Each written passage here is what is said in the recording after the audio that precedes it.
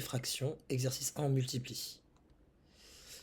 Donc là, il n'y a aucune consigne particulière sur la simplification ou l'idée est de donner une fraction irréductible. Peu importe, on donnera quand même des fractions sous la forme irréductible, en rappelant déjà dès le départ que lorsque j'ai deux fractions, donc A sur B, qui multiplient une autre fraction qui est de la forme, disons C sur D, cela donne, on parle bien de multiplication, cela donne A fois C sur B fois D. En partant de ce principe-là, on n'a plus qu'à l'appliquer. On va le mettre ici, en dessous. On va l'encadrer.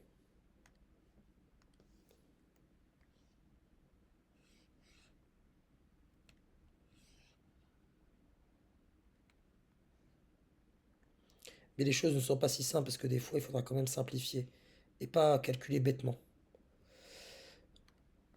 Pour la première, j'ai A qui est égal à 6 fois 8 septièmes. Or, je sais que 6 est égal à 6 sur 1. Je n'ai plus donc qu'à appliquer ma formule ici. Je vois qu'il n'y a pas de facteur commun au numérateur et dénominateur. 7 est un nombre premier. Et je ne retrouve pas du 7, ni dans du 6, ni dans du 8. Donc j'effectue mon calcul. Ça me donne 6 fois 8 sur 1 fois 7, qui me donne 6 fois 8, 48. Et 1 fois 7, 7. Passons à la deuxième.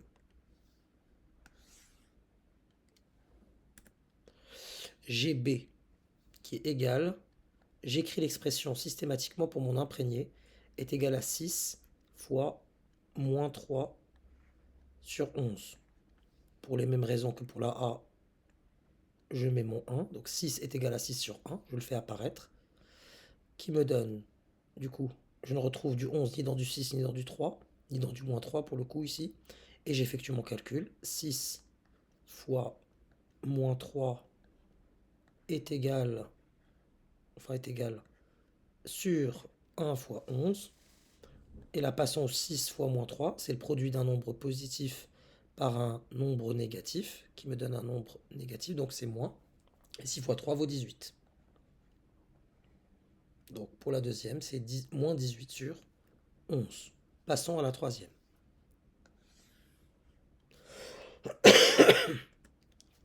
La C, c'est égal 9 quarts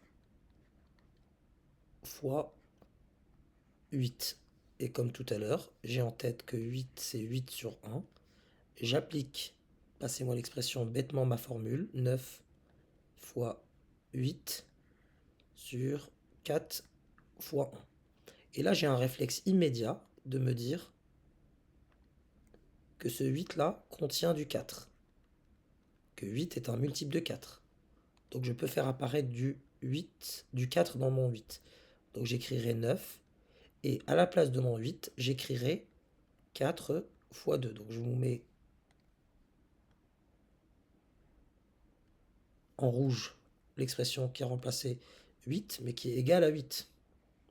Sur 4 fois 1. Arrivé ici, je vais supprimer les numérateurs et dénominateurs communs. Donc là, j'ai un 4 là, un 4 là. Il ne me reste plus que 9 fois 2, 18 sur 1.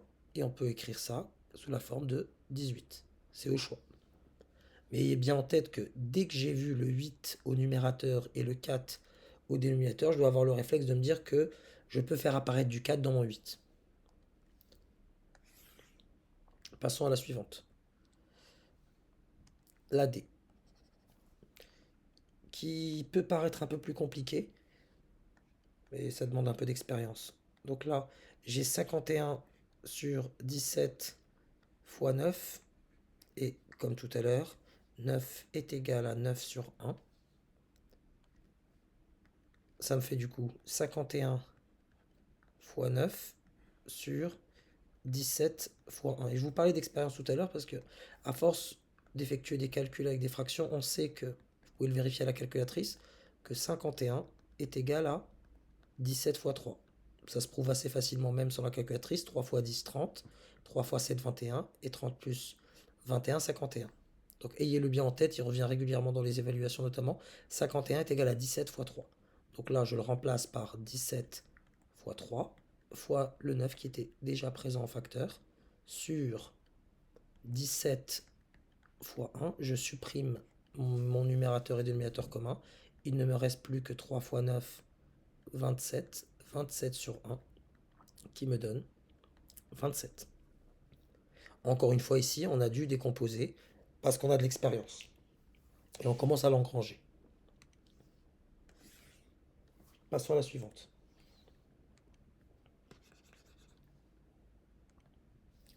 E égale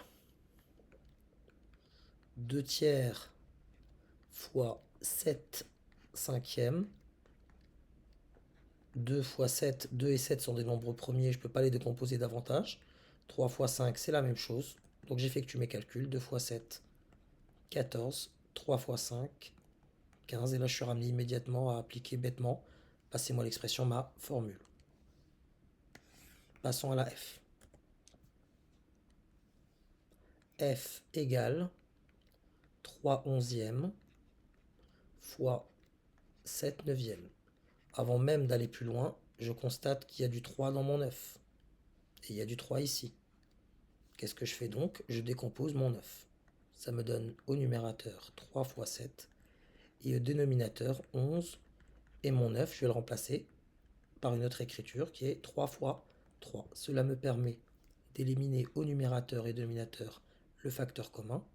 Et ça me donne, il ne reste plus que 7 au numérateur, 11 fois 3 au dénominateur, à savoir 7 sur 33.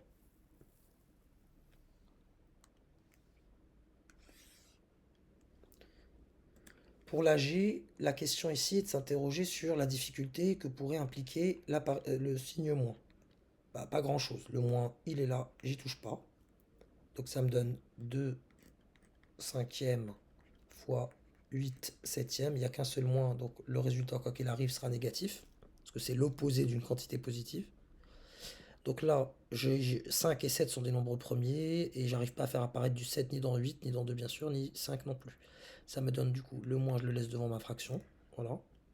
2 fois 8 sur 5 fois 7. Le moins, il ne nous quitte pas. 2 fois 8, 16. Et 5 fois 7, 35. Et voilà pour la G.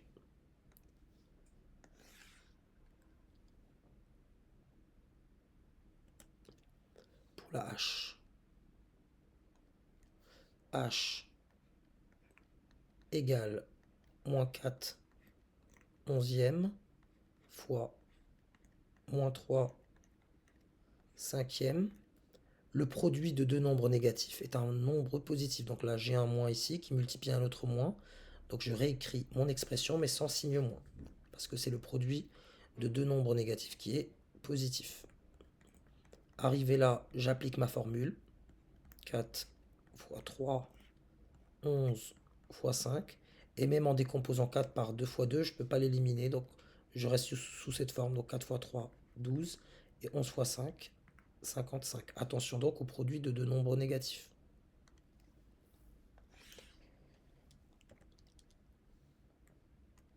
Petite remarque, toujours on va rester sur l'aspect, passez-moi l'expression de cours. A sur moins B, c'est exactement la même chose que moins A sur B. C'est la même chose qu'un moins devant ma fraction A sur B. Donc quand vous avez le moins 5 ici, vous pouvez le mettre juste devant ici. Il n'y a pas de souci. Donc ayez-le bien en tête afin de ne pas être déstabilisé. Surtout le jour des évaluations. Voyons voir. La I. Donc la I, j'ai 8 moins sur moins 5 fois 9 sur 11.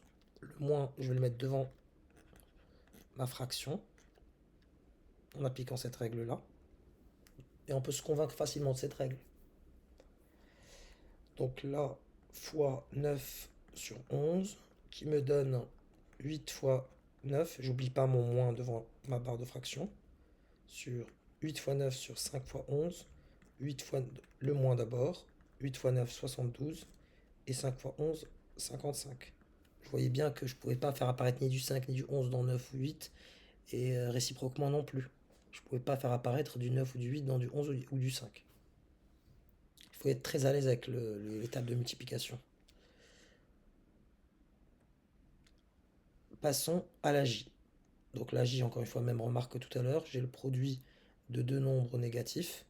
Je peux l'écrire en colonne ici. Donc là, produit de deux nombres négatifs, les moins vont disparaître. Ça me donne du coup 5 tiers fois 5 demi qui me donne 1 fois 5 sur 3 fois 2 qui me donne enfin 5 sur 6. Déjà une fraction irréductible. Pour celle-là, il n'y a qu'un seul moins, je le mets devant ma barre de fraction, il restera là. 7 et 21, j'établis un lien entre les deux. Et 8 et 2, il y a un lien. 8, c'est 4 fois 2. Donc le 8, je le remplace par 4 fois 2 parce que j'ai un 2 ici que je peux éliminer. Donc le 2, je le laisse. Et le 21, je peux faire apparaître du 7. Donc je l'écris sous la forme de 7 fois 3. Arrivé à cette étape, je supprime ce 7, puis ce 7, ce 2 et ce 2.